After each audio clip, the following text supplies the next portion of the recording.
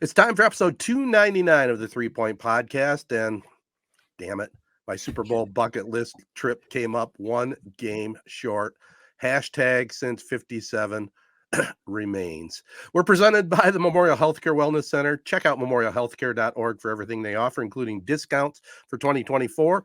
Also, AZee Branding Solutions, Jacobs Insurance Agency, Kori Shook & Associates Real Estate Services, Nelson House Funeral Homes, Rivals Taphouse and Grille, and Success Group Mortgage and Servicing. You know, we're going to get into the Lions here in a little bit, but pretty tough to wake up after a very, very rough night trying to sleep. I don't know about you guys. It was tough to go to sleep last night. And then, I mean, I'm sure maybe you guys have seen my tweets or we've talked about it on the podcast too. Waking up to watch the morning sports shows or, you know, the morning sports radio shows or whatever all football season. Lions haven't been getting much love on these shows.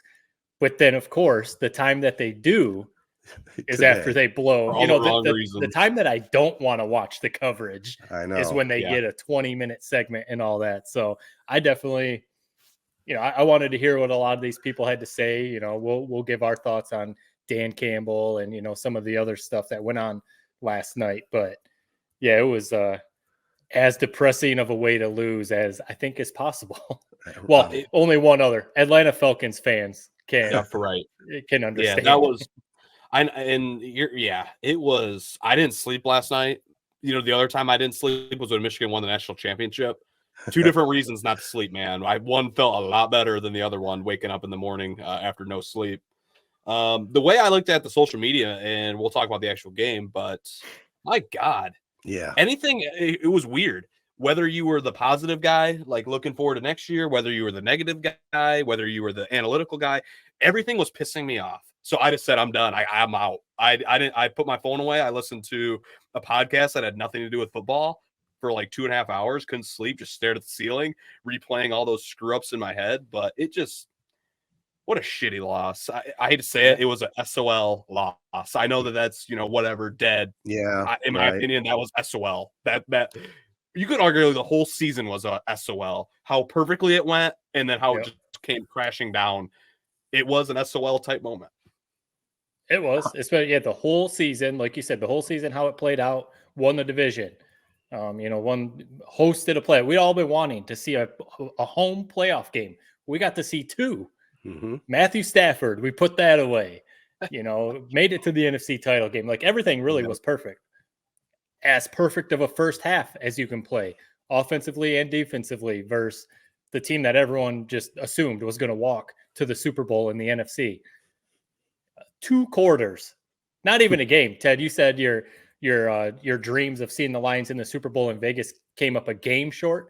It came up a half short. So even less than a game. That's even worse. I mean, we were 2 quarters away.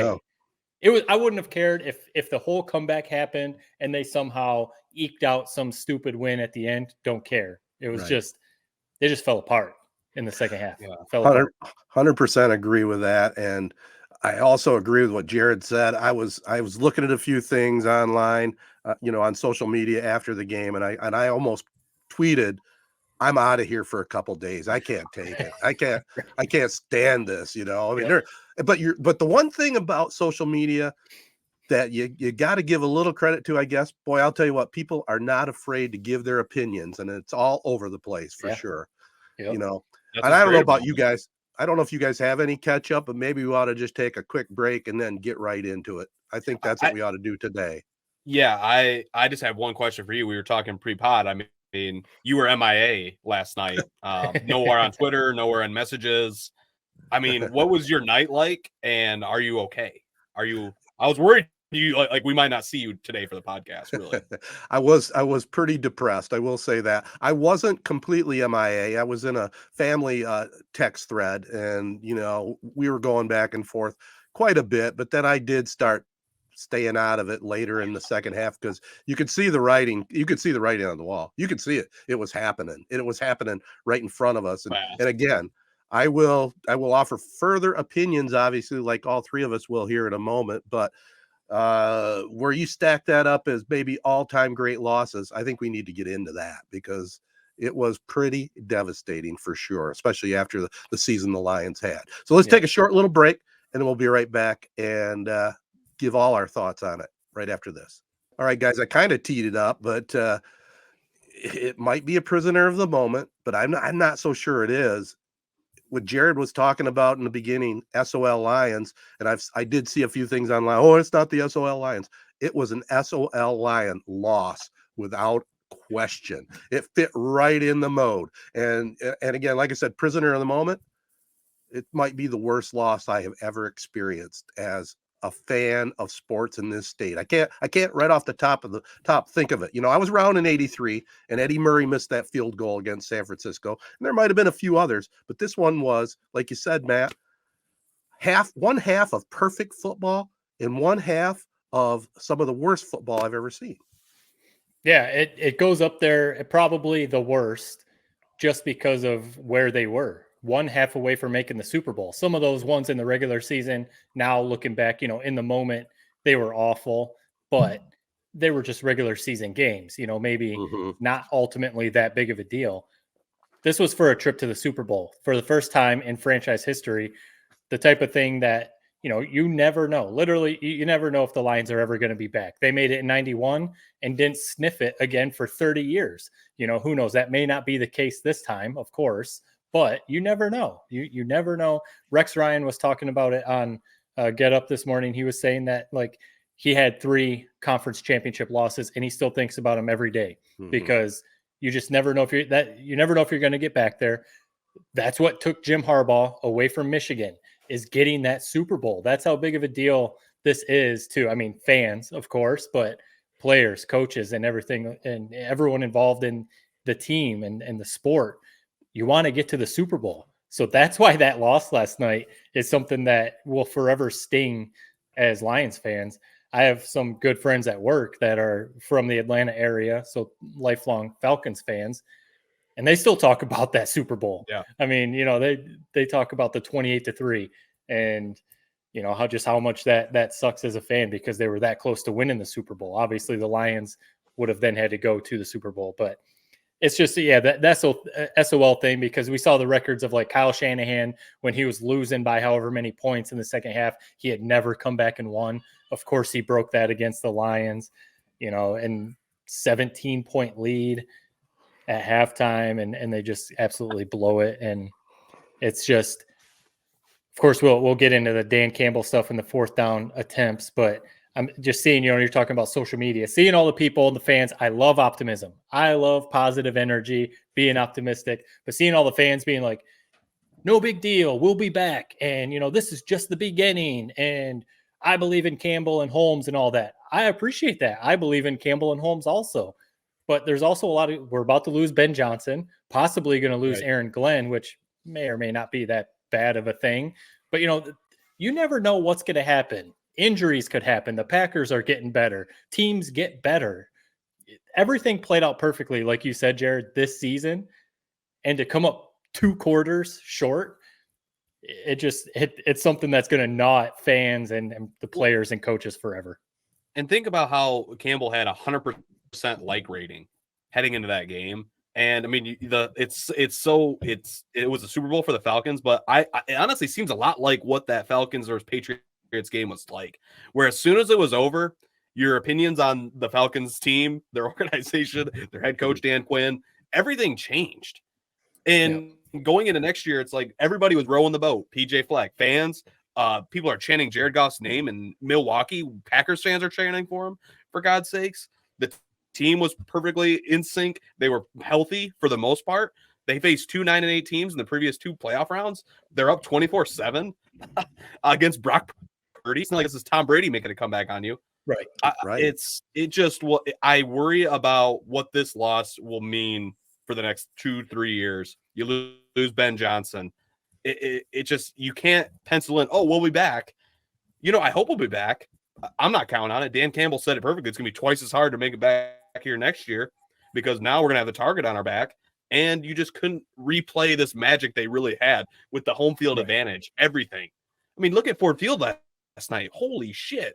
It's like, dude, that was like the craziest crowd we've seen outside of all the other games that have been at Ford Field. And it was for Right. watching a freaking TV screen. I hate to be the Debbie Downer. I really hope they'll be back. They're so young. They're so good. They are going to be damn good next year. But up 17 points, second half of an NFC Championship game against Brock Purdy. I mean, you can't have it any better than that, and they blew it. And Yeah. it was so gut wrenching that second half. Ted, you're right. It's like there was nothing to be said. It's like, what are you going to text in a text thread? Right. You wanted to keep the positive vibes going, but there was just no way to. It was a mistake after mistake after mistake, and a few potentially boneheaded. We'll talk about them. Decisions, just sad. Just sad. Yeah. Well, before you jump in real quick, Ted, you said, what do you say in the text, Jared? One of my buddies from back home, he still lives in Michigan. We text throughout games and stuff, Michigan and Lions. And to your point, the last thing I looked this morning and kind of laughed. The last thing that we said after the clock's at 0, I just texted to him, shitty. And he responded, sigh. Yeah. And that was it. That was it. That was the end of our conversation.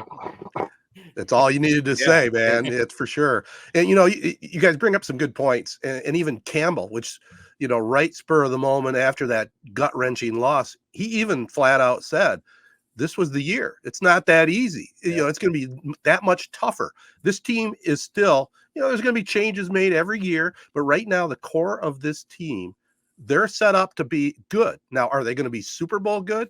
You got to get it done. You got to do it on the field. And this year, it was just teed right up for them. And that's why this loss was just totally devastating to this state, to that team, I'm sure, to anybody that is a Lions fan, and there's reasons why. So let's get into some of that. Let's start with Dan Campbell. Let's just get that right out of the way. There's been a lot of debate about him going for it on fourth down, not going for the field goal. Why don't you guys start it off? Well, the big thing is that you hear people say this is what he's been doing his whole career, or as a head coach ever since he came to Detroit. This has been what he has done. So it wasn't an abnormal thing for him to do. Everyone knew that he's gambling Dan. He goes for fourth down more than any other coach, but they have success at it. 4th and 3 or less, they convert basically 80% of the time. That's really good. That's wild. It's really good. And, that's one thing I say whatever I say about Goff, but he typically is very good at those quick plays. Ben Johnson usually dials up a little quick route to St. Laporta or St. Brown, and usually they get him. The first one, it was a tough catch, but Josh Reynolds is a professional wide receiver. That first one he should have caught, and I'm sure he would say the exact same thing. Gotta catch that ball. That first one, the whole game plays out differently if they get that. They go to the Super Bowl. He makes that catch. They go to the Super Bowl. Yep, because they milk some more clock, and maybe they score. At least get a field goal. At least a field goal. The field goal. That's the other side of it. Who knows? Because they're field goal kicker. People say, like, if you don't trust your field goal kicker, why have one on the roster? That's a fair thing to ask, but people don't remember they picked him up basically mid-season.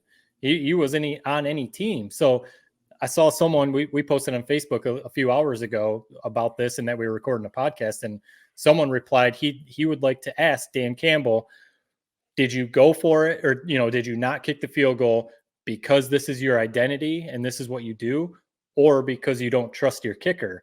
And I'd be curious to see. Obviously, he would not come out and say, I don't trust my kicker. Dan Campbell's not going to say that.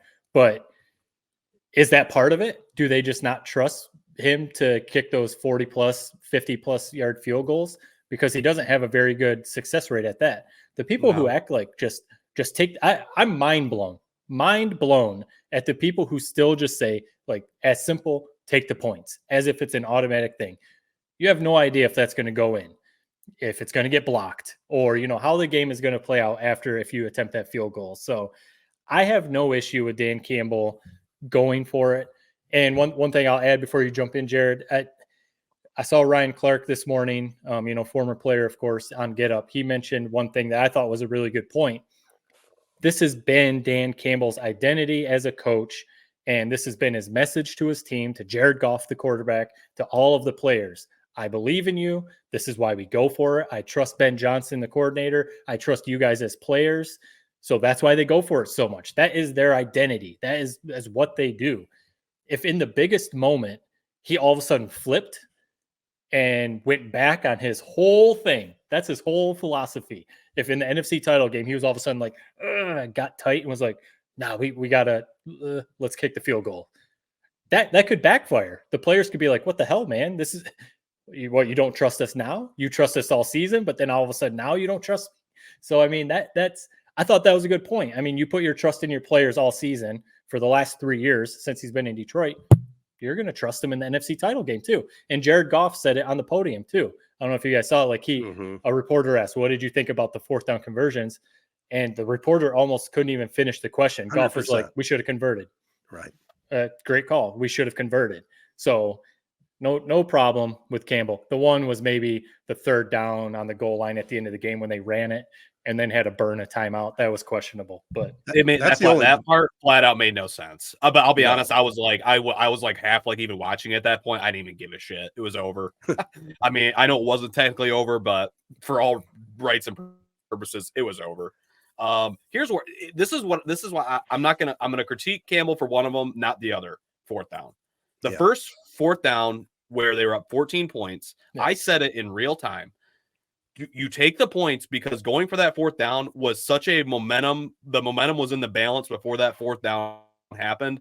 And you saw it as soon as the 49ers got the stop. Now the crowd's back into it. Now they take a deep shot down the field. And now they have literally all the momentum after Ayuk made that great catch. Right. You don't tempt fate when you have a 14-point lead in such a big game. Take the points, keep the momentum. And I get what you're saying, Matt. 100%. Bagley, I don't trust him, or Badgley. But up 14 points, 45-yarder, NFL kicker, no real pressure. I mean, there is pressure, but not nearly the amount of pressure that would have been on them on the second attempt if they went for the kick at the end of the game. Take your chances with Badgley there. I agreed with Campbell on the 4th down call near the end of the game.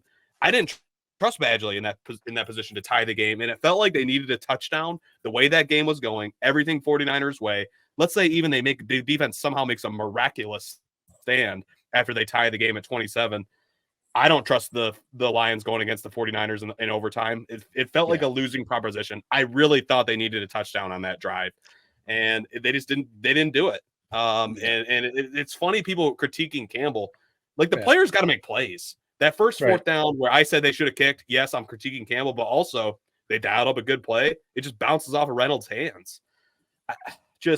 It's a gut punch. I hate that this is the conversation, and it will be for the next year.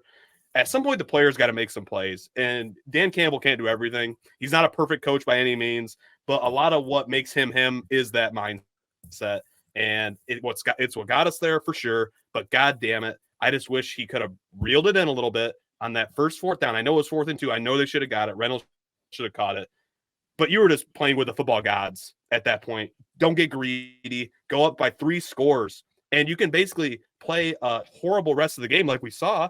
And they're still going to barely be able to maybe make more than 27 points. So it just sucked. It really sucked. It reminded me of Tin Cup, where it's like, it was almost like Pride. It's like, dude, yeah, I get that this is whatever. I haven't seen that movie in like 20 years, but basically what, he was he was a gambler essentially. And that's what got him to the, lead on the 72nd hole, the US Open. But I get that's what got you there. But at some point, just be smart, swallow your pride, and play conservative, man. You're up 17 points. If you play conservative, you don't lose the game. It's a loser's mentality. We always talk about you want to play not to lose, but if you play not to lose, they're not going to lose that game. You're up 17 points with Jay Goff, with loaded offense. Ben Johnson calling plays. You basically needed 1 score in the second half to ice it. It's just 2 field goals would have accomplished it. I can see what you're talking about, but I disagree. I think it comes down to you got to make the plays. The play was there. He made the right call. They put the game away if Reynolds catches that ball. There's no guarantee he's going to make the field goal. And like Matt said, it is not their mentality. It goes against the whole grain of what this team has done all year long, starting with their head coach. They expected to make that play. Reynolds just didn't come up with it. And then when you talk about losing that game, it's the players that lost that game. There's key plays in every single game. My goodness, 60 years old, I probably would have had that interception. How do you drop that ball? I mean, it was obviously it was a tough one. I know you've got the interception. I know you've got the interceptions record. It was on the hands. It was on the hands. But he was falling back. I'm not defending him. He should have caught the ball. Yeah, he's falling back. But that was just another one where it was like, when that happened, that was just starting to add to the, I don't want to say SOL, but it was stuff like that that always happens to the Lions. That's when I quit texting right there, man. It bounced off his face mask straight to the wide receiver, basically. Like, it couldn't have bounced off and ricocheted way over or bounced off and went backwards. It bounced right up, basically into his breadbasket for a 50-yard gain. And, who knows what would happen if he caught that interception. And everything could have flipped. I mean, that was when momentum really started turning after that freak play. Because the 1 4th down already didn't happen and everything. But to your point of the players have to make plays, I've said it a lot, whether we're trying to defend Jim Harbaugh or whether, back, when he was going through his struggles. I always say that. It should be the players taking accountability. And I think that's what Jared Goff was doing on the podium. Mm-hmm. He was taking accountability. And I'm sure Josh Reynolds would do the same thing because he had that other on a 3rd down crossing route, 1st down. I mean, Jared, you would have made that catch. Like, it was a perfect throw from Goff right here. And he just flat dropped it. That was another play that would have got a 1st down and would have extended that drive. And who knows what would have happened after that. So there was the punt from Jack Fox. That was a bomb, like an 80-yard punt. And again, I know that's a tough play. It's easy for us on our couch to be like, just down it at the 1-yard line. Those dudes are running full tilt, trying to look at the ball and also stay in. But of course, the dude that caught it slid into the end zone, and it's a touchback. So you go from pinning 49ers at the 1-inch yard line to now they get it way out at like the 20 or 25 or whatever. So there's all these stupid plays that it was like, if you could have just executed, if the players could have just executed these couple plays, it's a completely different ball game. Completely different ball game. Sure. There was a sack after one of them. If he came in on, again, a perfectly dialed up blitz, missed tackle, and just completely whiffed on Purdy. And then Purdy ran off for 15 yards or something. And it was just like, it's frustrating watching Brock Purdy look like prime Michael Vick in 2004 Madden. Like, dude, I will be honest, I was shitting on him the whole first half. I'm like, dude, this guy sucks. They need to sign Kirk Cousins. I literally made the comment, Kirk Cousins should call the 49ers as soon as this game is over. He showed me a little bit of mettle. I mean, apparently he runs like a 4.5 40. The one play, there's 2 plays that you're really like chat my ass in that second half. The Josh Reynolds drop. That was when I slammed the remote at the couch. I was perfectly cool and calm until that 3rd down drop, where I was like, all right, what the F is going on? And then 3rd down, 3rd and 4, when the 49ers, basically put the 10-point lead on the board to ice it. 3rd and 4, we get a decent pass rush.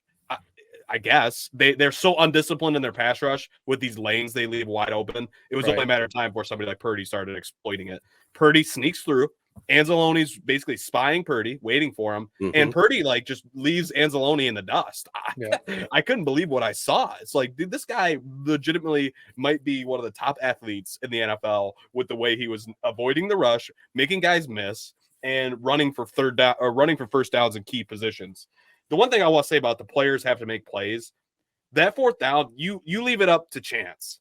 And that's just football. I mean, it should have been a catch, but at the end of the day, it's like a diving grab to Josh Reynolds' right. Jared Goff had to avoid, I think, Nick Bosa to even make that play happen. I just hated that call so effing much. I don't know shit about football. I don't. But in real time, I wish I was kidding. I said, this is going to bite them in the butt. You do not tempt fate. You just gotta get the points, man, or die trying. If Badgley misses the kick, okay, now we don't even blink on that second 4th down attempt later in the game. We're going. It was one of those weird ones too. Again, it's the hindsight thing. We can all question it. We're not Ben Johnson, basically, like what you're saying, Jared. We're not head coaches of NFL teams. But on 3rd down before that, they had St. Brown lined up in the backfield and just handed him the ball. That was weird. St. Brown's a dog. He's one of my favorite. You bought his jersey, Ted. He's one of my favorite Lions, but just an odd play. Like, it wasn't a reverse. It wasn't a sweep. They just handed him the ball and he got stuffed, which brought up the 4th down. It was just really like, that was a strange one. Play you're going for? Montgomery is just running all over the place and running like a man possessed, man. So the second half was weird too. I saw a stat. They only ran like 8 times in the second half after running all Gouging over them. 160 yards in the first half they had rushing or something. And so now in the second half, you're going to go full on like throwing the ball there. You're throwing the Montgomery throwback to Goff. And then you do the flea flicker that actually worked. It was would have been a tough catch by Jameson Williams, but again, you're a professional wide receiver. Yeah. Make that catch. So it was the second half altogether was just, it was weird. It was almost like the whole team just got tight. Play. It felt like every play was shitty. Like Right. it was, especially for that stretch where it was like the punt that was a touchback, the drop. That was like 10 minutes of actual game footage of football where I don't think we had a single positive play happen. No, it was terrible. And when they had a chance to maybe try to swing the momentum, Gibbs fumbles the ball. You know, it was an odd exchange, but they have their turnover, and you're just not going to win that way. That and was Gibbs only had one. Gibbs only had one fumble the rest of the year, so that's another one of those things. Like, of course, this dude just does not fumble the ball, and he does in that moment. And it reminded me of Corum versus McCarthy, Michigan State 2021. Right. Just like it was such an odd play that it felt like you were doomed to lose as soon as it happened, and it made no sense. Like it's just an NFL player. They haven't had a screwed up exchange like that all season. I don't know. I'll be curious to know what happened. It just seems like maybe that's just a rookie making a rookie mistake, and you just hope that it doesn't result in what happened, which is a fumble. Just if you're losing the ball, just go down. It just sucks. You can't have those things happen against the 49ers in the NFC Championship game when you've already lost all your momentum, just compounding. Where does this game leave you guys with Jared Goff? And this doesn't have to be a bash fest, or it can be, or a love fest, whatever. Does that make you have more or less confidence in Jared Goff going forward? So he still has 1 year on his deal. I would assume conversations will start, whether they're going to work on an extension. I wouldn't think he would wait till the end of next season to talk about it, Or he led them to the NFC title game. I had a great season. They threw up the stat before the game, including the playoffs up to that point. He was leading the league in passing yards. We know how well he played. He played awesome. But did he show a little bit of his limitations in that game to you guys? To me, it kind of did. The lack of mobility, to me, I don't think you have to be prime Mike Vick in today's NFL. You don't have to run like that. Even Lamar Jackson has dialed back his running a little bit. But we see Mahomes scrambles. Brock Purdy was scrambling all over the place on the Lions last night. And having that part of having that athleticism, having that option as a quarterback, to me, makes you a top 10 quarterback or makes you worthy of getting that huge extension. Maybe not like Joe Burrow money, but, up there. Jared Goff just won't scramble. I don't know if it's just a mental thing or if he knows he's not the fastest guy in the world, but I just wonder on a couple of those fourth downs, if running is an option, if it would play out differently. Again, I'm not saying he's a scrub. I'm not saying don't extend him. I'm not saying trade him away and go with Hendon Hooker going forward. That's not what I'm saying. I'm going to stay consistent. It's about how much money he's going to ask for. And if he wants Joe Burrow money, in my opinion, I don't think the Lions should do that because of the limitations that he brings. But you also don't want to just throw him away because he is a really good quarterback and those aren't out there, just to draft or whatever. So where do you guys stand on the Goff extension coming up here soon? You got to give it to him is where I'm at. I get the mobility. No matter how much money he's asking for, just give it to him. It's good. I mean, that's just quarterback. I don't know. It's a bubble that will probably pop at some point. They're getting paid so much money right now. Yeah, it's just the world we're in because they're at such a premium. There's not that many of them. We saw that in the NFL across the board this year. Couple injuries obviously added to that, but it's almost like a dying breed. It's like good quarterbacks. I don't know what's going on. I know we have some good ones coming in the draft, but no, I think you got to give it to him. I thought he played well. They didn't cost them the game. That's for sure. No, I don't think you can point at Goff and say he didn't do his job, which is kind of weird because I thought that was going to be the result of this game. Either it's going to be like, man, Jared Goff is that guy, or man, he really laid a dud. I thought he played well. He missed a couple throws. I mean, the one like double pass that they essentially ran with Montgomery where he underthrew, I want to say it was Williams down the field. That was maybe a little bit of a misstep, but it was also just a really tricky play. Right. And then he had the throw over Gibbs's head before halftime, which would have led to a touchdown. other than that, I thought he played pretty well. I think the Reynolds catch should have been had. Reynolds had 2 big time drops that could have kept some drives alive. I thought he played well. I think you got to re-sign him, and next year will be a big tell to me. I mean, I don't think there's a better option in the near future for next year if you want to maybe give Hendon Hooker another year to develop. I mean, I'm not a Hendon Hooker guy. Maybe you guys believe more in him. I don't, but I'm a Goff guy. For better or worse, maybe we might not ever win that Super Bowl with him at the helm, but I thought he proved some things to us this year. And against the number 1 defense in the league, arguably the 49ers, I thought he played a pretty damn good game. Wasn't perfect, but pretty goddamn good. It was a quarterback winning performance, and they still lost. Yeah. Goff is never he has the liability. He's never going to be a mobile quarterback. That's just the way it is. But the other things he brings to the table, as far as I'm concerned, just my opinion, it's got to be Goff next year. There's no other alternatives. I mean, there's no getting around it. And if you want him to come back next year, you got to offer him a fair contract. Now, is he going to break the bank? I don't know, but you got to pay him a fair amount of money.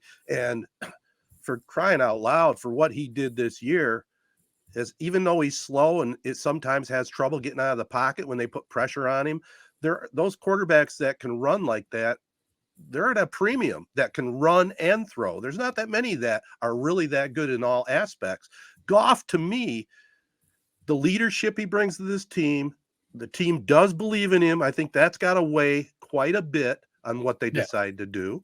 And if Ben Johnson's gone, there's going to have to be some serious adjustments because he definitely plays really well in that system. Those short passes, the receivers are running pinpoint routes, and he throws that short ball as good as anybody in the league. He does. The deep ball, I don't quite understand it either, Matt. I mean, you've had this problem with him. I don't understand because he's got an arm. I don't understand why they don't go deep more often. Is it more Johnson, or is it because he doesn't think Goff can throw it deep? I don't know. Yeah, I don't know if it's a philosophy thing. They don't want to risk the deep ball, but I mean, you got to do it every once in a while. At least keep the defense honest, right? Yeah, I'll be curious. Like if it sure seems like Ben Johnson's gone. It'd be cool if they could keep him, but it seems like the writing's on the wall for him to go to Washington. So if whoever they bring in for offensive coordinator, if him and Goff click, because Ben Johnson and Jared Goff seemed to be the perfect combination. Yeah. It was working really, really well. So let me pose this question, Matt, because we know where you're at on Goff, but the question I have is, what do you do? Your opinion, what do you do? You can't give it over to Hooker. Do you draft another rookie quarterback? I don't think they're going to be able to draft high enough to get one of the good ones. So aren't they they're stuck? They have to stick with Goff. Yeah, I mean, even if you are a Hendon Hooker believer, if you're a Tennessee fan that loved what he did at Tennessee, he hasn't played. I mean, he's still he hasn't even played. So you really have, not even in preseason. You literally have no idea what he has, because he was coming off that serious injury. So you're not going to hand it over to him. He has the 1 year left. So maybe you're almost telling him, like, show us that you deserve an extension. And if Ben Johnson leaves and Jared Goff stinks it up and they go, 8-9 or something like that next year and miss the playoffs and Goff isn't very good, then maybe that's where you say, all right, well, we either look to sign another, we let him go and sign elsewhere, sign a veteran, something like that. But after this year, and just in my opinion, if next year he basically does the same thing and, plays just as well, then you got to keep him because he's still only like 26 or 27 years old. So he's still got, he's still in his prime. So in a perfect world, yes, I agree. Like, if Goff had no feelings, if he was a robot, I do what you do. And I do what you just said. Basically, let's let him play out this last year. That's the business side of it. That's the business side of it. Yeah, black and white. That's business. But I just think once you're right. Don't you think once you tell Goff, like, hey, we still don't necessarily believe in you 100%. We saw that belief, how powerful it is. The whole time he's been here, the fan base chanting his name, everything. I think once you put like kind of a ultimatum on him, like, you got to essentially get us to the Super Bowl, or we're not going to re-sign you.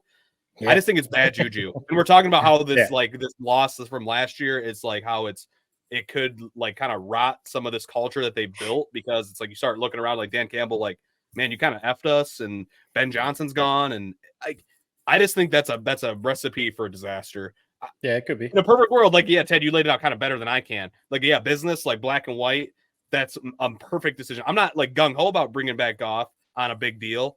You got to do it. You got to do it. There's no other choice. There's no better option, in my opinion, without making a big trade or like you guys know how I stood. I thought they should have drafted a quarterback last year, one of the top guys. But by going with Gibbs, you made kind of essentially a win now team that has a running back that's going to be a stud for 4, 5, 6 years. I mean, they have a short shelf life. You got to go for it now. Next year, it's do or die next year. Well, you got to resign him. I'm not, cheering for it, but you got to do it. Well, it's proof in the pudding too, Matt and Jared. Is he going to try to break the bank? I don't have that feeling. I think if they pay him something that's fair, he loves this organization. He loves Dan Campbell. He loves Detroit. He has made a home here. And I think that goes a long way. I really don't think he's going to ask for, top 5 money. It's like $40 million. He's going to get that money. If you're Goff, why would you not ask for it? You have to. And I think he's going to get it. You have to get it. It's like, again, I feel like he has all the leverage. I really do. He's getting 33 right now. So, yeah, how big a stretch is it to go to 40 or 42, right. 43, whatever? Yeah, it'd just be crazy to me if they do give him top dollar like that and you put him up there and he's making as much money as Joe Burrow, Lamar Jackson, Patrick Mahomes, stuff. That stuff will all play out. But yeah, I don't know who the comp is, but Goff is due for Ted, maybe he was somebody way back in the day, or Matt. I don't know. Who's like the guy who everything on paper, like the stats, everything, it's like this guy's a really goddamn good quarterback, but for whatever reason, we can't all say he is up there. It is weird when you say Joe Burrow, he's up there with Joe Burrow, Mahomes. It's nobody views him that way. But at the end of the day, he's he keeps winning, he keeps producing. It's maybe he is up there. But right now he's put him up there. He's number 17 right now. Burrow makes 55. Okay. Right. So some of those guys are way up there. Don't you think Goff should be top 10 after this year and what he's shown he can do? That's how much they make. I know. Yeah, they make a lot, especially guaranteed. To me, perfect world would be like a 3-year extension. 3-year extension. Yeah. He's locked in. He's locked in for 3 years. And then, you see where everyone's at after, that 3-4 years. Because like we've said before, they're going to have to pay all these dudes, these young rookies that Brad Holmes has been drafting. They're going to have to pay them. But, we'll see how everything plays out, because I do think, even though I said and even Dan Campbell said, we all talked about it. He was saying we might not ever be back here. And I think he was saying that at the podium to keep the guys hungry. It's an honest statement, of course, but it's not like he's saying we are not ever going to be back here. I think he's just keeping it real and saying, we don't know. The NFL's tough. We might not be back here. And I think he's trying to send a message to the players. If you liked this, you're going to now have to work harder to get back here, because I think you said it, Jared, you're going to have a big target on your back. And there's also the side, I forget which one of you guys were saying it, but part of what made this season so magical was the magic of the whole thing. First time, hosting a playoff game, winning the division, exercising all these demons and everything. You had all the stories, of the fans who had never seen a playoff game, and the family connections, and just all these heartwarming stories. The Dan Campbell story, coming from being a former player and the way that he goes about things. Everything was playing out like this Detroit Lions story. I had so many friends at work, who are not Lions fans from other places, tell me we're rooting for the Lions because, such a cool story, and it'd be really cool to see you guys win one. Now, no one gives a shit about the Lions now because we've been there. Right. Now, all those stories are old news. You know what I mean? So now next year, what's going to be the magic? Now you're not riding that wave of, we want to host the first playoff game in Ford Field history. We want to win the North for the first time ever. We want to win a playoff game for the first time in 30 years. There's none of those stories. So now you just got to be a good football team. Well, that's why that loss hurt so much. I'm sorry, guys. I hate saying this. I'll be rooting for him next year and for the rest of my life. I always will. It was last night or bust. I hate to say that. It really feels that way. I'm sure I'll come back around in 8 months when we restart the season and we get a nice little shiny new draft pick that Brad Holmes is going to turn into a stud. But wow, it really felt like it was last night or bust. That's how it felt, at least watching the game, to me. Yeah. And do you guys think part of the shine is off on Dan Campbell? I mean, how is it not? It's like, think about, it's so hard to get 100% belief in your coach. I don't even know if Kyle Shanahan has that. I don't even know if Bill Belichick had that. They had that this year. And if they didn't lose the game, even if they lost it, like let's say how the Ravens lost their game versus the Chiefs, I think he still would have 100% belief. But anybody with a brain, I get Jared Goff's out there saying the right things on the podium, but right. I mean, we had our disagreements on whether he should have went for it or not. But in that locker room, don't you think there's a little bit of a crack in the foundation that, let's say they do the same thing next year and they get bounced in round one of the playoffs? I think people start viewing him and this entire regime differently. That was a shit show last night, and we'll never forget it. Worst loss of your lifetime, Ted. You said that. I know. I mean, Kyle Shanahan was the offensive coordinator for the Falcons in that 28-3 Super Bowl comeback loss. So, right, as everyone views Kyle Shanahan as one of the best offensive minds in the NFL, but he does still have that on him. People, even Bill Belichick, I think most people agree that he's the best coach in NFL history, but people are questioning him. What has he done without Tom Brady? You know, there's some people saying that maybe he's not the greatest because really it was just Tom Brady that made him the greatest. So I wondered that too, Jared, if, you know, yes, Goff was up there saying the right things. I saw St. Brown and even Penei Sewell saying all the right things. And all those quotes you saw all during this playoff run from Frank Ragnow, Taylor Decker, all these guys talking about how much they love Campbell, best leader they've ever been around, you know, all those cool quotes about Dan Campbell that are still true. They still believe that and feel that way. But you do wonder next year, the first big game that he's going for it on fourth down when he could be kicking a field goal, right? What's everyone going to talk about? Oh, that NFC Championship game. Remember when this backfired? So are the players going to be thinking about that? You know, like you wonder the whole shine thing. You know, you're not going to be 100% getting those fourth down conversions. But right, are people going to start questioning like, hey, Dan, it worked, but now let's try and be smarter. Like, are people going to start saying, listen, we got there riding the gambling Dan thing and, you know, doing all that stuff. But now, all right, if we want to be a real Super Bowl contender, we can't be tempting fate all the time and going for all these crazy fourth downs against the Cowboys. They go for two after all that crazy sequence. Like, yeah, I kind of get what you're saying. Like, our players even going to start to be like, hey man, we got to play. Yeah, there's analytics and there's all this other stuff that people follow. But at some point, we got to just take the points and kick the field goal. So are they going to draft a kicker? Is that what's going to happen? They have all this cap space. Are they going to go out there and try and sign a kicker that they trust? You know, so I tend to think, I think the players are going to continue to believe in Dan Campbell because of how much they do believe in Dan Campbell. But the first time that he goes for a fourth down and they don't get it and it comes back to maybe lose him a game, it's going to be back to, dude, what are you doing? Players can love you all they want, but if you continue losing games for your team, I mean, it only goes so far, you know. The thing that I think makes me feel better about it and why I think maybe that won't happen is the leaders they do have in that locker room. Amon-Ra, Sewell, Goff, who am I missing? Other big ones, Ragnow, Decker, Anzalone. Yeah, it's just like guys who are like good dudes who I don't think would turn on Campbell like that. No. And Campbell's like crying at the podium, man. It's like, you know, he feels worse about how that game planned out than anybody. It's like, I mean, we're here, you know, bitching 100%. About it. And he lived it, man. And yeah. And you knew it took a toll on him. He was walking out with Teddy Bridgewater after the game. I have one more question on the game. Did you guys see CJ Gardner-Johnson basically waving goodbye to the 49ers on the sideline? Yeah. I go back and forth on him. I never said it on the pod, and I kind of regret it, is he's been talking a lot of trash this whole year. And you knew, like, at least I never said it, so I can't even take credit. You knew it was going to bite us at some point. Mm-hmm. But it seems like it did during that game. I don't know what the hell he's doing. Up by 2 scores. What's the point? Like, it was just so funny. But I also think that there's guys like that when you have them on your team, the kind of the like trash talkers, the dogs, if you want to call them that. Like, I think there's a positive thing to that where he seems to believe like he's the best player on the field. And I think some of the defense kind of rallied behind it and the team.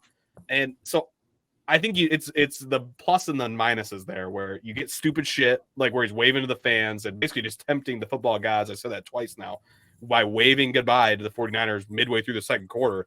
But also, I think you get some of the trash talk and some of that sort of stuff, like the Baker Mayfield. Right. I think he brings a edge to your defense. So where are you guys at with him? And would you be looking to move him, or are you okay with him? Well, he's a free agent this year, so we'll see how much the Lions. Yeah, we'll see how much they believe in him, whether they sign him and bring him back. I'm fine letting him go. He's a good player.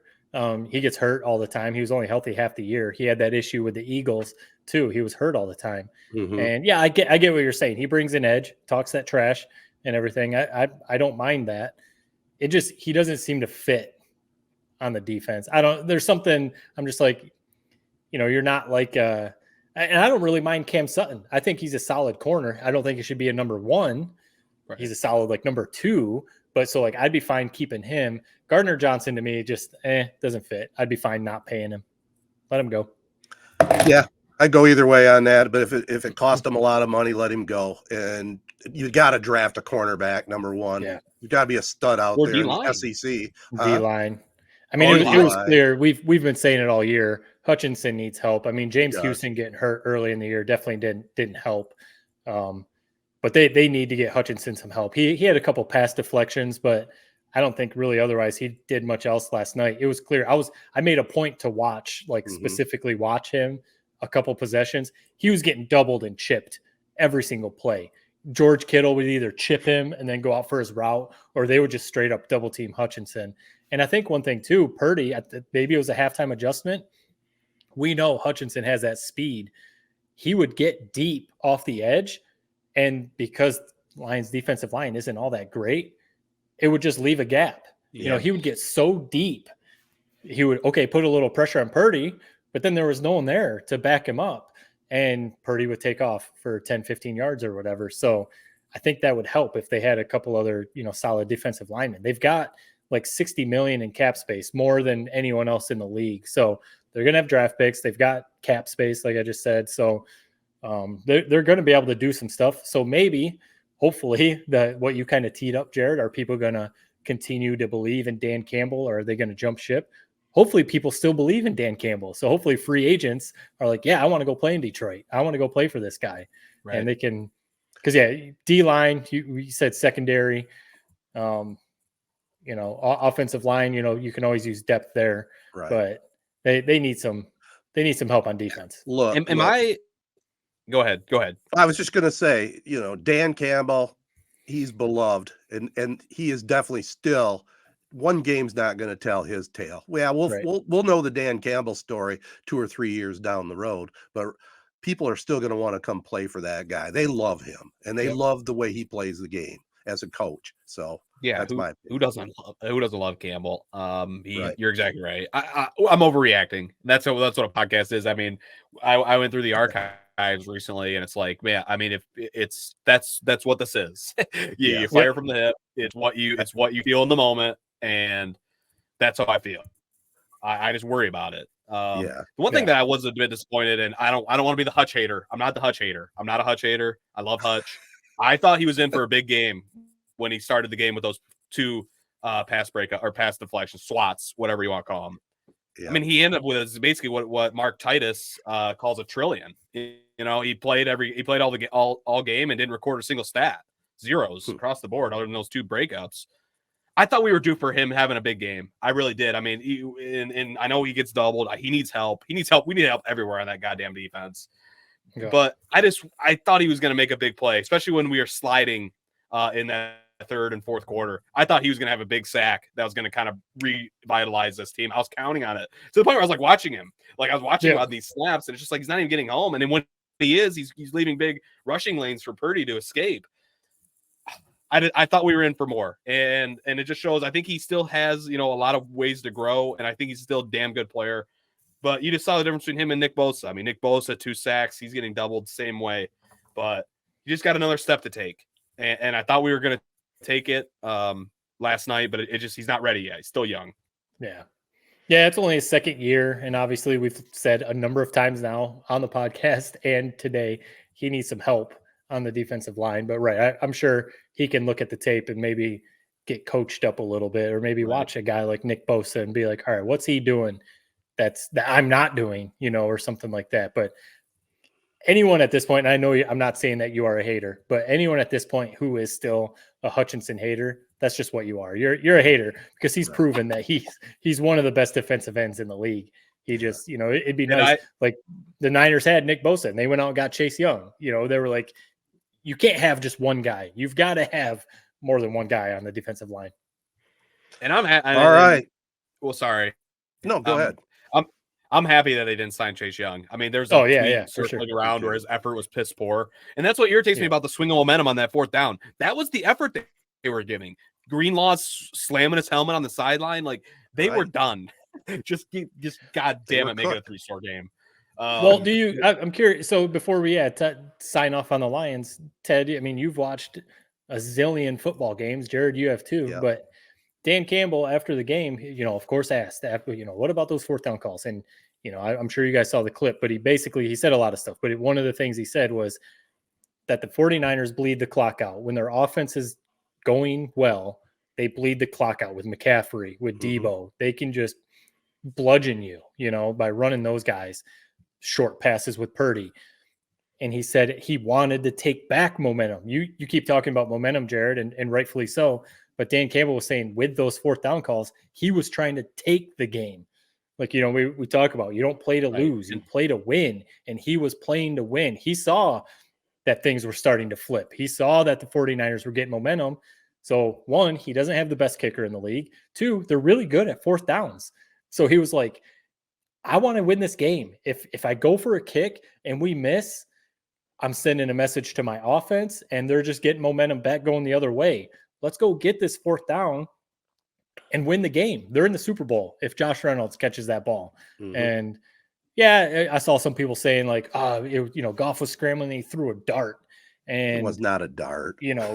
Reynolds, he was falling a little bit. Man, you're a professional wide receiver. And Reynolds has been good this year. He's been a good receiver this year. So yes, he has. I don't have any problem with it because of that. Campbell saying I was trying to win the game. I mean, we had to do something to win the game and just didn't execute.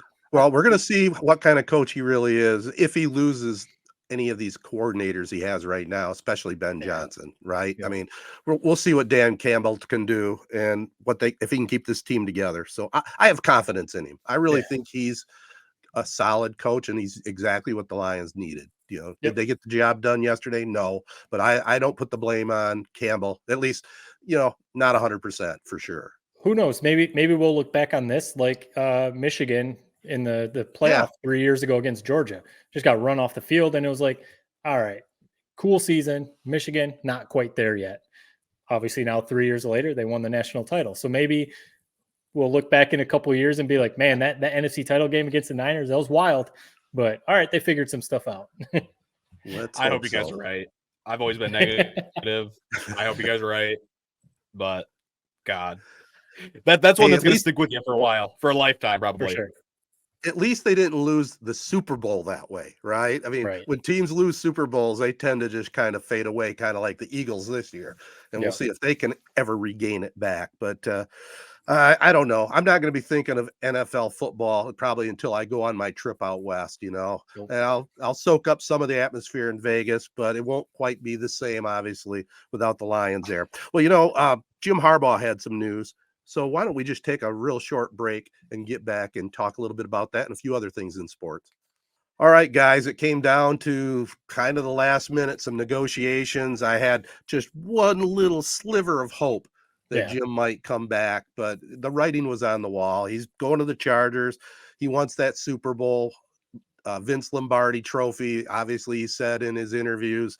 Just thoughts on that, Yeah, I think you said the sliver of hope. I think now really being realistic about it, that's all it was.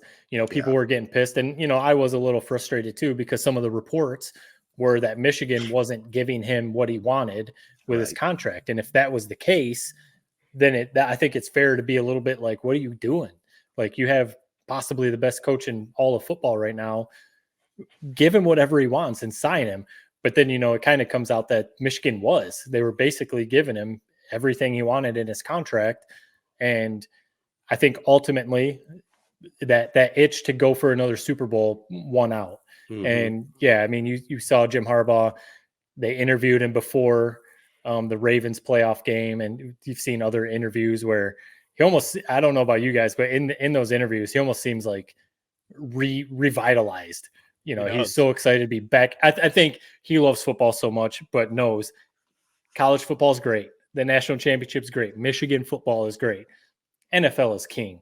To have a chance, you know, he's sitting there watching his brother coach in the playoffs, going for a Super Bowl. And, you know, now that he has a chance, he seems to really love Justin Herbert. You know, I think ultimately there was no shot he was going to be at Michigan for the rest of his life, like we all kind of hoped. So, you know, it kind of stinks because it seems like we were in a spot right now where we could rattle off a few handful of, you know, 100%. Maybe not in a dynasty, but, you know, we're set up pretty good. And now Jesse Minter's gone, defensive coordinator, strength and conditioning coach is gone, which was a big deal for this team. Harbaugh's obviously gone. So Sherrone Moore lost a lot of talent and some really good coaches. He's going to have some work cut out for him, but still current national champions. We got to remember that. Right. Do you think that was a slam dunk automatic hire with Sherrone Moore? I personally think they had to make that hire. Right. But I also have some hesitations because, you know, we watched what he could do when Harbaugh wasn't there, but Harbaugh was there all week, right? I think that's the thing a lot of people are forgetting. All the credit. It's not poo-pooing on what Sherrone Moore did. Right. But Jim Harbaugh was still there that whole week. He just wasn't there on game day. Exactly. So, like, we're about to see what Sherrone Moore can do when he is the full-time head coach. I think he'll be a good coach, but yeah, sorry to jump in on you. I feel like people almost forgot that part of him coaching in those wins. Right. It sucked. I mean, you know, it's funny. We talk about how great of a fall it was. But my God, if this is the best fall we've ever had, it still kind of sucked for a few different ways. I mean, Corona loses in the championship game we thought they could have won. Harbaugh wins the title, then he's out as soon as he wins it. Lions season from heaven ends in hell. I don't know. Maybe it was the worst fall. Yeah, maybe we got to rethink that. Right. Yeah. Biggest tease ever. It could have been that. Yeah. It's it sucked. I don't know. And so yeah, I would have been pissed. I think everybody would have been if the administration didn't give him what he wanted. It seems like they did. I don't know. He was gone. We knew he was gone. It still was a gut punch when he eventually did it. Mm-hmm. I was holding off hope up until it finally happened that he was going to stay, but he left. It kind of reminded me a lot of when the Lions lost last night. All the people who I saw, it was a great tweet. It's like people who are like puking sunshine right now about the future. Like, what are you talking about? Sherrone Moore is the man for the job. He's going to be a damn good coach. But we throw Jim Harbaugh up there with like the greatest coaches ever. We see the gap from Urban Meyer to Ryan Day. Ryan Day's lost like 5 games, but it's still a big gap between winning those national titles and being a good, solid program. Michigan will be a good, solid program. They're not going to be what they were with Harbaugh, in my opinion. I hope they will, especially not next year. I mean, they got a lot of holes to fill. Sherrone Moore, X's and O's, man, he's up there with Ben Johnson and calling plays, but there's a lot more that goes into coaching a football program than calling plays. And that's what Harbaugh was good at. He was a CEO in that respect, where he knew how to assemble a goddamn good staff, knew how to get the right recruits, knew how to develop them. We'll see. I'm excited to see what the chapter will hold, but I'm not going to be excited for it until we're, getting ready for the Michigan run out for their first home game of the year next year under the banner.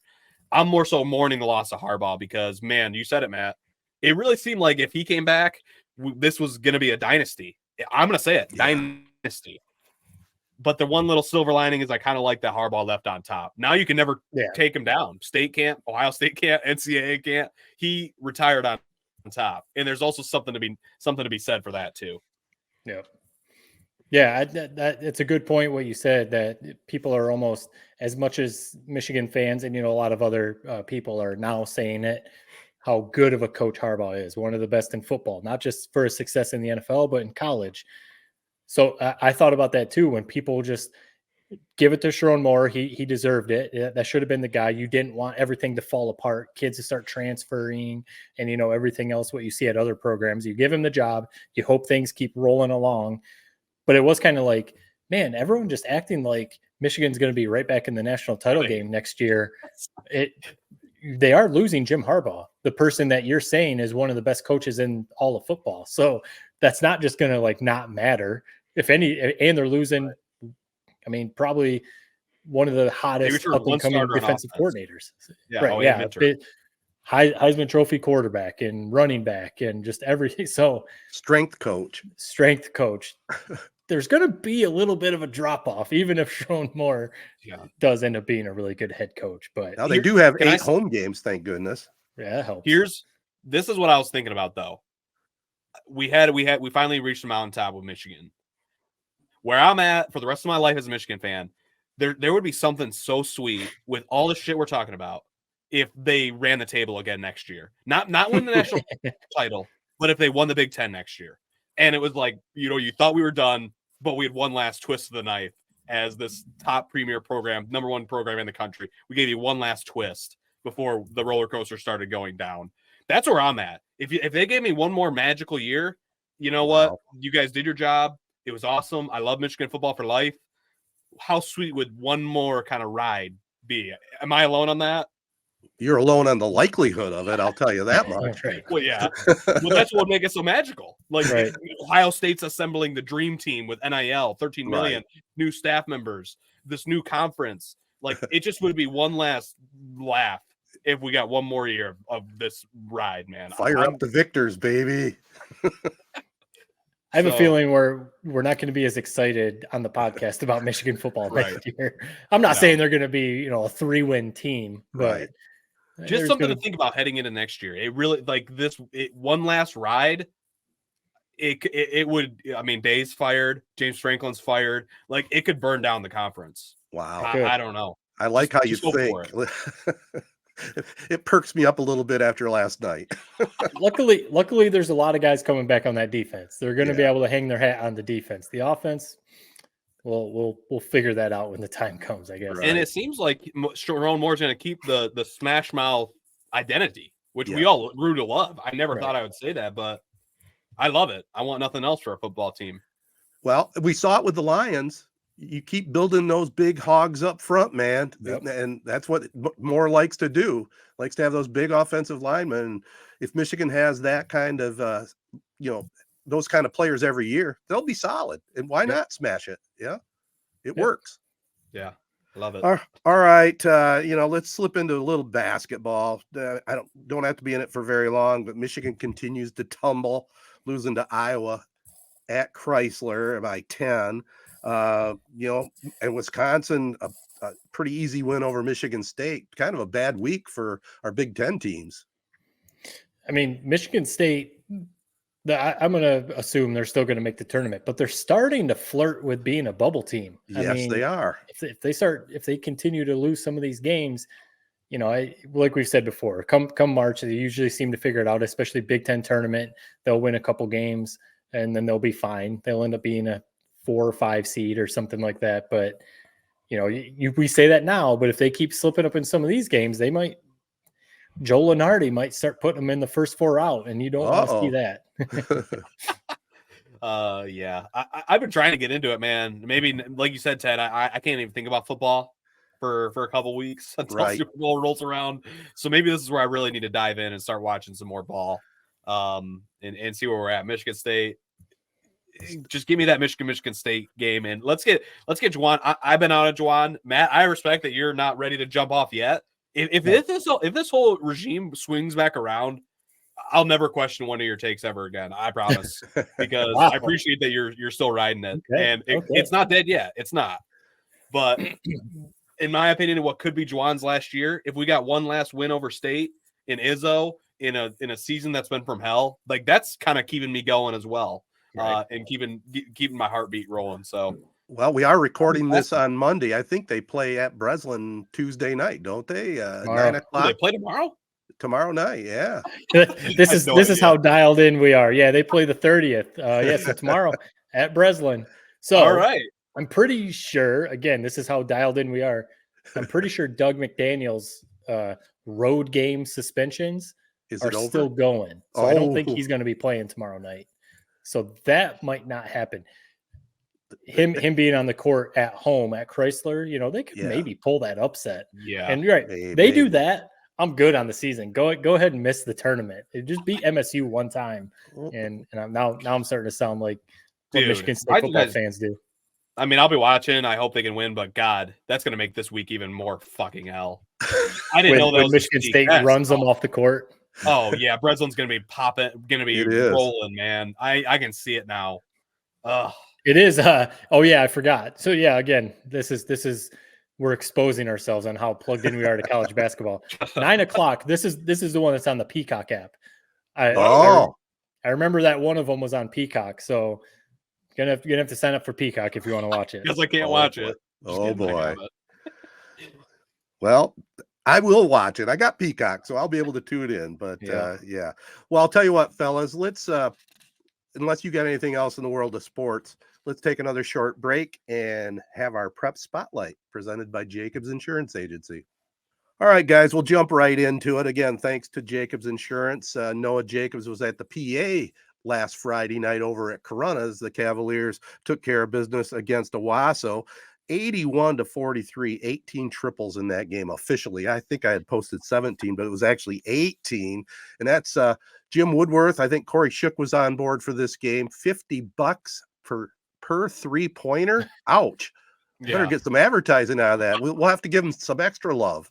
Yeah, I think I saw Jim posted something like, because he put this out there at the beginning of the season that he was going to do this fundraiser. I think he said something like he had budgeted that they would make like 63s total, and they've already basically hit that, and they still have whatever 4 or 5 games left in the season. So right, yeah, they're going to surpass his budgeted amount, I would say. Yeah. Oh, Braylon Socha had a big game with 25. Wyatt Bauer had 17. And, I put a few pictures on Twitter. It was Jerome Murphy night. That was kind of cool to see. I was telling the boys, I joined Casey and Joe at halftime and chatted with them for a little bit, and it was classic because, we all know Murph, kind of soft-spoken guy, kind of quiet, but man, he was soaking it up. He was waving to the crowd. It was really cool to see and well-deserved. Yeah, it's cool to see someone who, he deserves getting that type of fanfare on his way out. Yeah, the shirts were great, man. They were. The Murph, just 34 years. Man, it seems like he's been doing it for 70 years. He will be missed. I mean, that's just somebody you knew. All we saw on the shirt, 10, 12 different schools that he covered. You knew if it was a big game, Jerome's going to be there on the beat covering it. And just a good dude. He always had, a smile on his face, same guy every time you saw him. Just a heart of gold. So he's going to be missed. And you know what else? Kind of underrated. I mean, he's an excellent writer. He wrote up the games really well. I thought, it kind of gave you that personal touch to it. So he'll be missed. My one complaint: I wish he should have had one last ride writing on Friday night. Yeah, that was my one complaint. Gave him one last article. Michigan or Corunna versus Owasso. They're honoring the Murph. I would have liked to have seen what he would have done with the pen after that game. Yeah.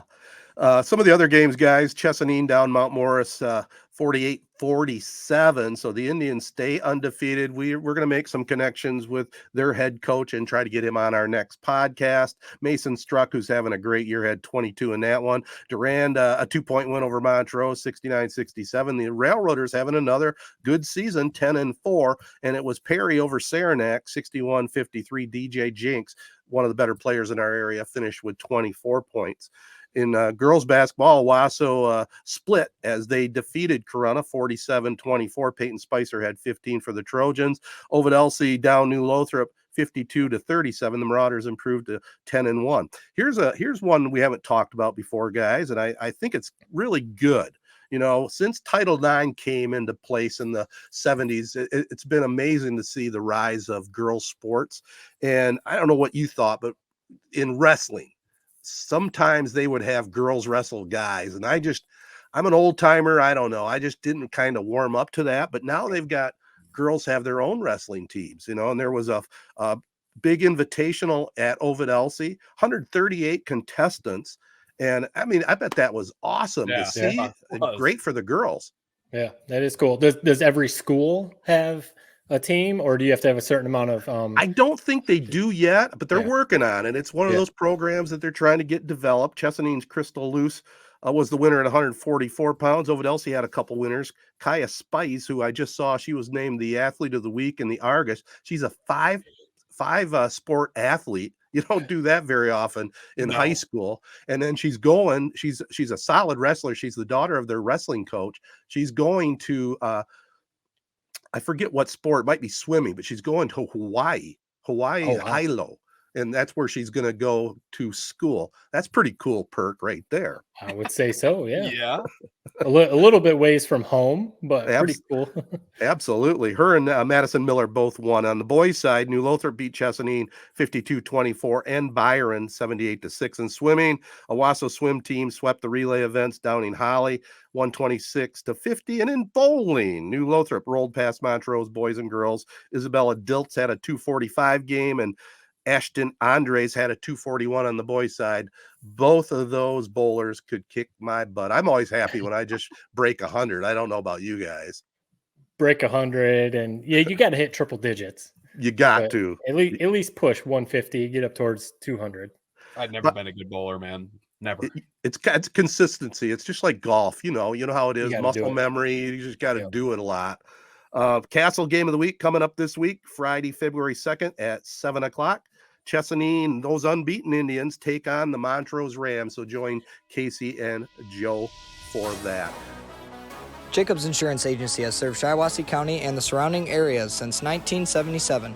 Just like 3 Point Podcast, we've had 3 generations: Gary Jacobs Sr., Gary Jacobs II, Brian Jacobs, and myself, Noah Jacobs, serving our community with offices in Waterford and Owasso on M21, just west of Home Depot.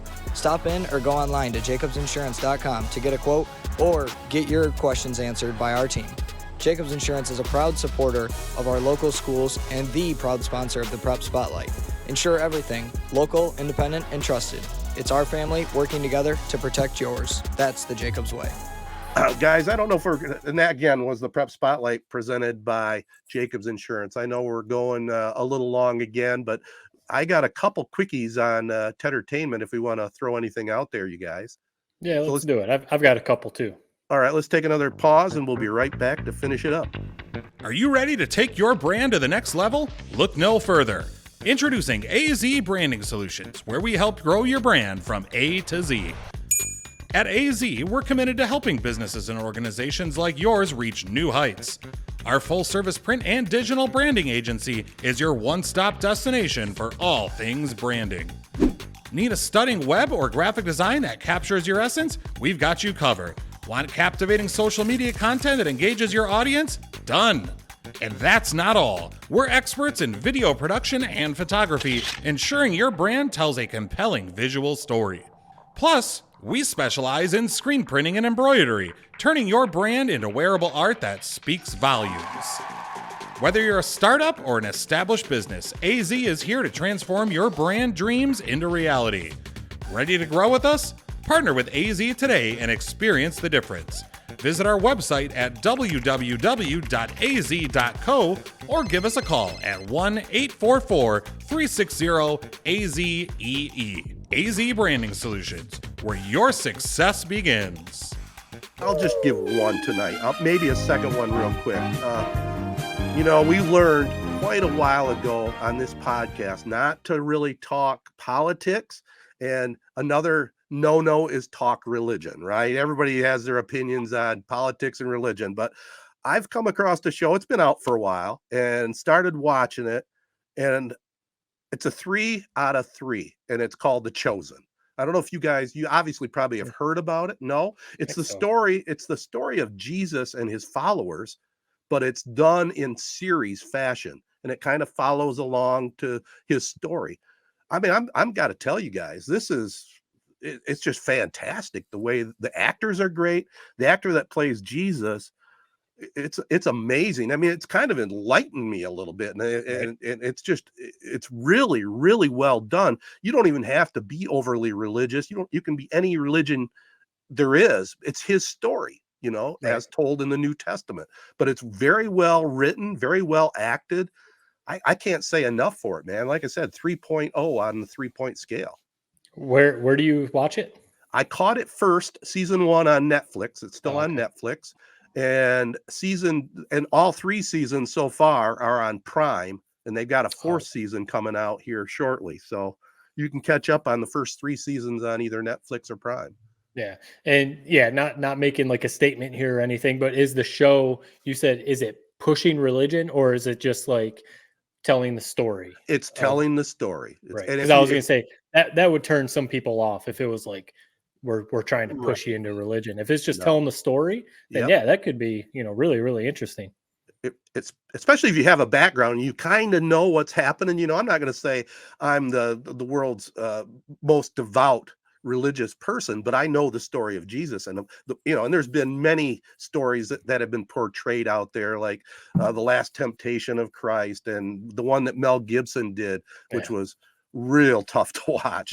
But this was well done. As like I said, it's the whole story. It kind of gives you the background of the apostles, how he met them, their backstory. It's really cool. Yeah, that would be interesting. I'm intrigued. I'm intrigued. I think you would like it, Jared. Yeah. Check it out. How slow are they? I mean, we know the ending of the story, so they're gonna keep pushing out seasons until they get to that point, or would you think they have a set number of seasons they're gonna have this show run? No, I did look it up a little bit. They're gonna run it all the way up through the resurrection, but right now it's still planting the story of picking up apostles, dealing with the Romans, dealing with the different Pharisees, and seeing what really, at least to the author of this series, what went on behind the scenes. How it all came together and how he dealt with his following. I can't even give it enough praise. It's so well done. Interesting. Yeah. I mean, it's definitely, no matter how you feel on the story or whatever, the story is super interesting. It is. Jesus Christ and everything. So yeah, and if you give it a couple episodes, and I think you'll be sucked in for sure. Right. I'll throw mine out real quick, and then Ted, if you have one, and then Matt, you mentioned you had a couple. Just real quick, just because it's in kind of a similar vein. I've heard that Lord of the Rings has a lot of it's a religious story essentially, where it's pulling. There's a lot of comparisons being made between Jesus' story or whatever religion that I'm guessing the Catholic or Christian version of Jesus' story. Christian. So like Lord of the Rings and how they have these 9 guys going on this adventure, Frodo getting compared to Jesus, all this stuff. So I gave Lord of the Rings a shot. I watched the first movie. Oh wow. Fellowship of the Ring. Pretty solid. I'll be honest. I get it. I get why people love it. I do. I'm gonna at this point I gotta watch the next 2 movies just to say I've watched them. But what blew me away, man, the CGI for 2000. I'm sure they've remastered it probably since then, but really no cheesy CGI scenes like I was expecting. It's impressive how they pulled that off. The battles are awesome. It's kind of constant action. The crew they assemble, you got Charlie from Lost, you got Rudy Aston, you got Frodo, you got a lot of other, Ned Stark from Game of Thrones in this, whatever, the crew of 9, Gandalf. I'm for it. I don't know where the story is going to leave or going to end after the 3rd movie, but I'm along for the ride. So this is part number 1 of Tedertainment of Lord of the Rings. 2.5 stars on Fellowship of the Ring. Nice. We'll see how I feel after the next 2. It's funny that those come up. I don't think those have ever come up on Tedertainment Tonight, which is funny. Are you guys fans? Have you seen them? I am. So those were big. I'd be curious to hear what Ted says, but they were big when I was in high school, college. And you guys know I've said on here before, I'm not a big fantasy type of Star Wars, superhero movie type of guy. But Lord of the Rings, for some reason, I really like those. I've watched them a number of times. I haven't watched them in a really long time. So maybe this will make me want to fire them up again. But I mean, again, they're 3.5 almost. If you watch the extended cut, they're like 4-hour movies. So you've got to set aside some time. But I agree. Super, super well done. Really interesting. I'd seen people draw comparisons to like the religious stories with the Lord of the Rings stories, but no, that's cool that you're getting into them. They're really good. Ted, have you seen them? No, I mean I've come across them on TV and checked out a scene here and there, but I haven't sat down and watched any of the movies in their entirety. So I'm kind of a little intrigued now too. I may have to put away some time and check it out myself. Sounds good. They would definitely be ones like, because they're on TBS or like TNT a lot. Don't watch them there where you like just jump in the middle, like because you would be lost. Right. You would want to just start from the beginning Got to. So you know all the characters, you know the story and all that. So, but again, they're long movies. So Right. The one thing, and ready. don't spoil anything, Matt. The one thing that I'm kind of like, I guess I don't understand what the big deal is here. So this ring that makes you so powerful, at least in the first movie, when these guys are putting on the ring, it just makes them invisible. Like, what? This is so crazy power. What am I missing here? So I'll be curious to see how that is landed. But first thought, what the hell? It makes him invisible, basically does nothing else. Frodo throws the ring on, he still gets stabbed. It's like, I don't know. We'll see where it goes, but it's confusing to me, to say the least, at least to begin with. This ring that's supposed to be basically make you the most powerful person in the world, unable to die. It does nothing when you put it on. So we'll see. Huh. I think you'll have a couple moments of like, okay. And I was going to say, Yeah, that's what I figured. Something that makes you invisible. That seems pretty powerful to me.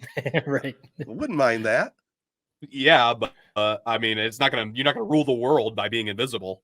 All right, that's fair. I don't know. Like I said, I'm sure that I'm sounding dumb by people that have seen it, Matt. I'm sure, but that's at least my first movie watching.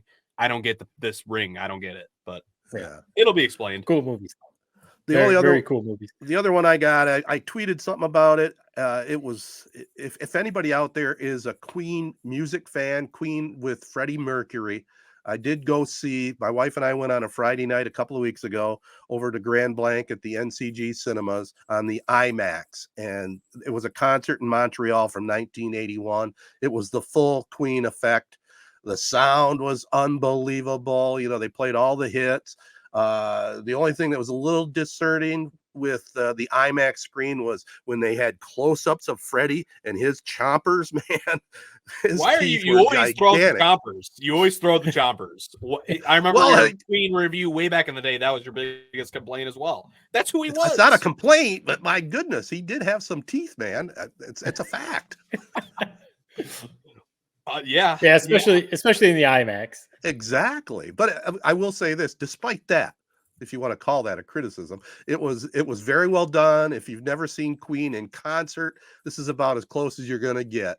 So I'd give that one definitely 2.8 on the 3-point scale. Kind of seems like a missed opportunity not doing more of those type of concerts. I mean, you said it, IMAX, movie theaters, the sound system, it's incredible. Seems like like they could do more of that. I was thinking the same thing when I left, to tell you the truth. I mean, we know Taylor Swift had the whole thing out there, right? She went to the theaters. But if you wanted to go see some of these classic rock bands when they were young and at their best, what a way to do it. Yeah, because they were recording them. So put them into a movie. Why not? It's probably some rights deals. There's probably some crazy rights deals and stuff with the publishing labels. But the couple I have before we get out of here. So the first one is just quick. We all love Hard Knocks. I don't know if you guys have seen. Actually, I didn't know that they were doing this. ESPN Plus, ever since 2020, has been doing a Hard Knocks style. It's called Inside the College Football Playoff. It's on ESPN Plus. It's like a 4-part series that follows all 4 teams that make the playoffs.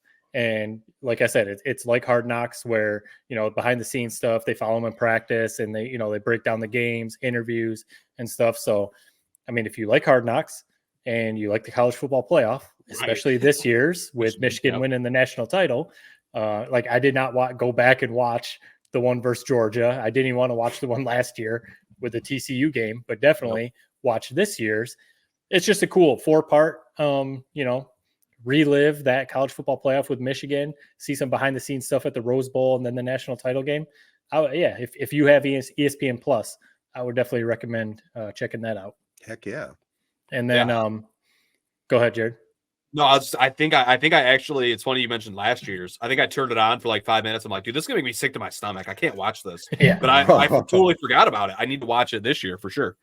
Yeah, it's really well done. I wouldn't say, it's really well done for sure.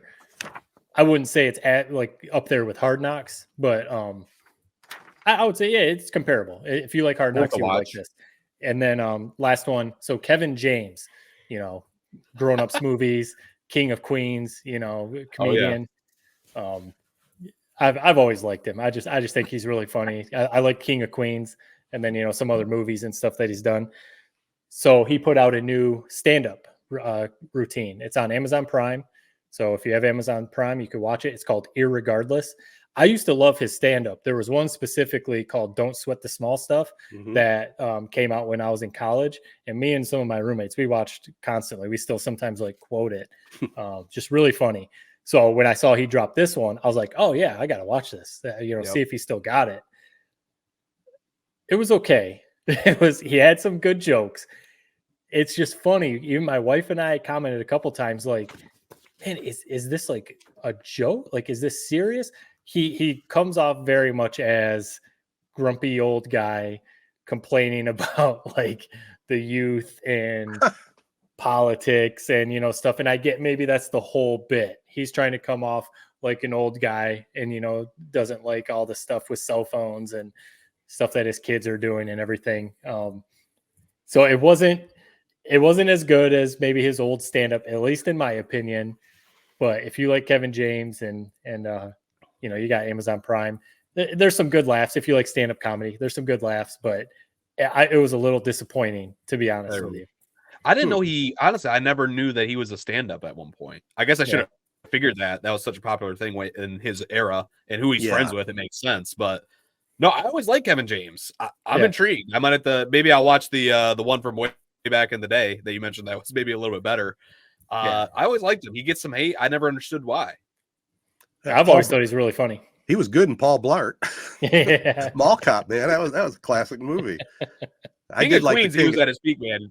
He was. Speaking of comics, I don't know if you guys know who Mike Birbiglia is, but he has some specials on Netflix, and he's one of my favorite comedians. I mean, he's just funny. The way he tells the story, he doesn't do the typical stand-up. He kind of weaves the whole story for his hour and a half that he's out there, but it's very funny and very well written. So there's another little tip for our listeners out there. Nice. All right, let's call it a podcast, boys. Yep. Let's regroup and get ready for Lions football next year. I know. It's tough. I don't even want to watch the Super Bowl at this point. Yeah. I am glad we didn't wait till Wednesday to record this, though. We were able to get some of our raw emotions out today, and maybe it'll help heal us a little bit. That's right. We can only hope. That's right. All right. I want to thank our partners. They include Memorial Healthcare's Wellness Center. Sign up for a 2024 membership. You still can get some good deals there. For more details, go to memorialhealthcare.org. I also want to thank our sponsors, AZee Branding Solutions, Jacobs Insurance Agency, Kori Shook & Associates Real Estate Services, Nelson House Funeral Homes, Rivals Taphouse and Grille, and Success Group Mortgage and Servicing. As we always say, peace and love. Everybody be kind. Thanks for listening.